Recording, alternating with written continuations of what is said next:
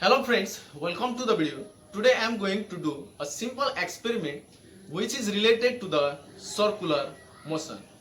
Let's do the experiment and understand about the circular motion.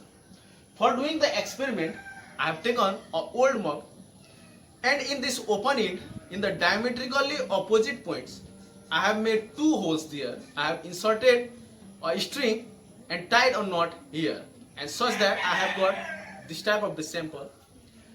Now inside this mug I am pouring some amount of the water, and now I am going to hold this string. I will give slight momentum to this mug and I will start to rotate. You can see the water is not spilling out from the mug. Why the water is not spilling out from the mug? This can be understood by understanding the centripetal force. What is the centripetal force then? For any object to remain in the circular motion, there must exist a force on the body which is directed towards the center of the circular path, and this force is known as the centripetal force. For any object to remain in the circular motion, there must be the sufficient amount of the force which is directed towards the center of the circular path, and this force is known as the centripetal force.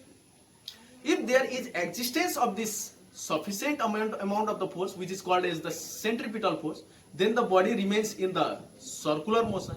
And if this sufficient amount of the force is not existing on any body, then the body could not remain in the circular motion.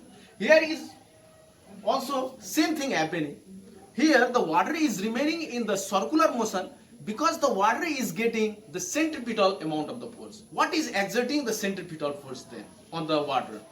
The backside of this mug is exerting normal force in this water, which acts as the centripetal force in this water, and that's why the water remains in the circular motion and the water do not get spilled out from this mug.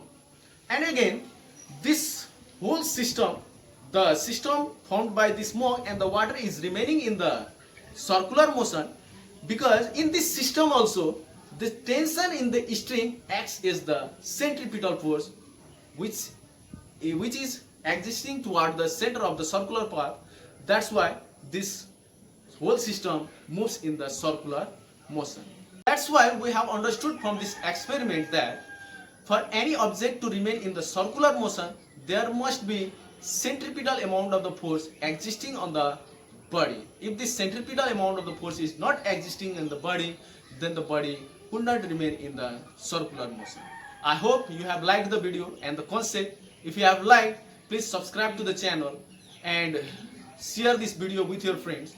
I will soon be back with the next interesting video. Thank you.